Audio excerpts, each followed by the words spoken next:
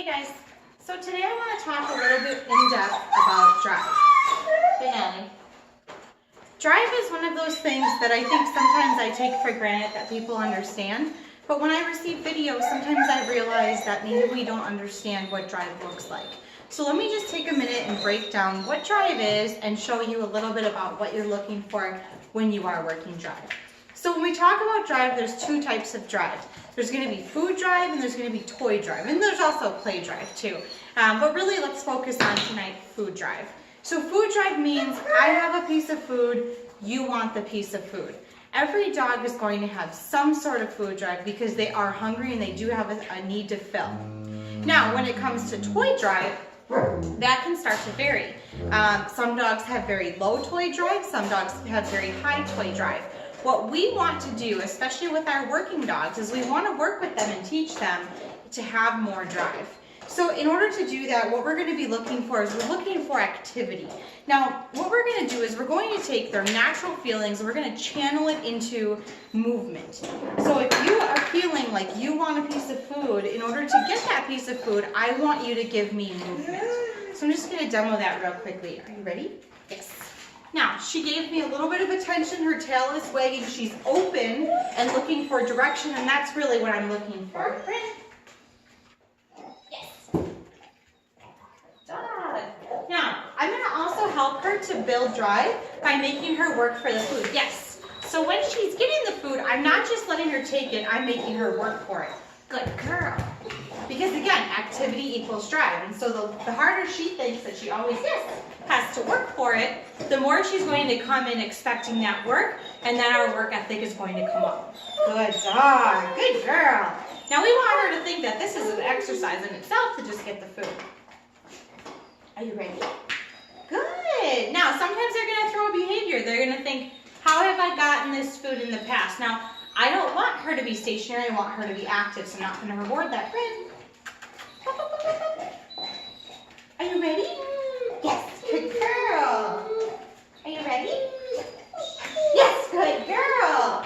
Now we tend to reward drive with barking. Are you ready? Good, yes. Because I do want barking to equal drive. It's one way for me to not have to move so much when I am building drive. Yes. Now you start to see her jumping. You start to see her open up even more. Are you ready? Good.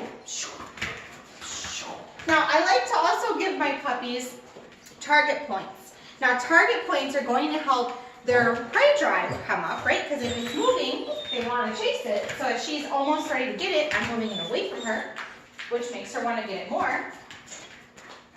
Yes. And then I'm making her work for the actual reward. Are you ready? Good. Ready? Good.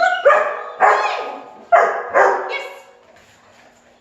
Now if I compare the emotion of drive with the barking, and then I compare that with my question, are you ready? Are you ready? Are you ready? Good. Yes. I'll have to do a lot less work to bring her drive up because already, are you ready? Prompts drive, which anticipates the food coming as the reward. Are you ready? Good. Are you ready? Good. Yes. Now again, I'm making her chase the food, which is bringing up her prey drive and channeling it into her food drive. Are you ready? Good. Ready? Ready?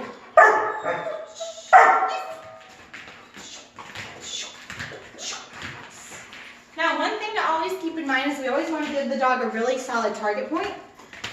If you don't, and you're moving, she's going to start to target whatever she can get a hold of.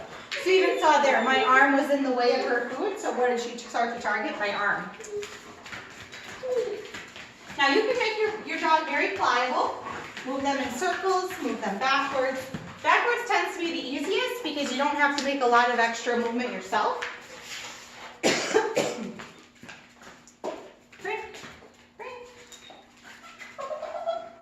Are you ready? Are you ready? Yes. Good dog. Now you can see I'm really encouraging her to give me the activity that I'm looking for. Are you ready? Yes. Are you ready? Yes. Good dog.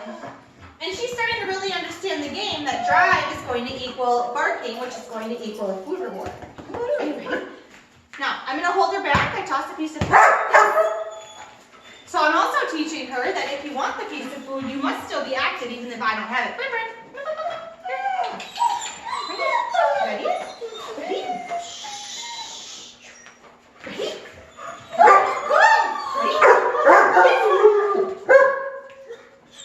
Ready? Ready? Good dog. You ready? Ready? Good. Good. Bring. Ready? Ready? Ready? Good girl. Good job. All done. Now you can see her drive goes up and down, and so if you start to lose your dog, mark it to yourself that you've probably asked a little bit more than necessary. Building drive also means taking time, and so you don't necessarily want to pull them out and do 10 minutes of drive building. We want to pull them out and do 1 or 2 minutes of really good, intense drive building, and then put them up. And if you practice that 2-3 times a week, you'll start to see that drive sustain a lot easier.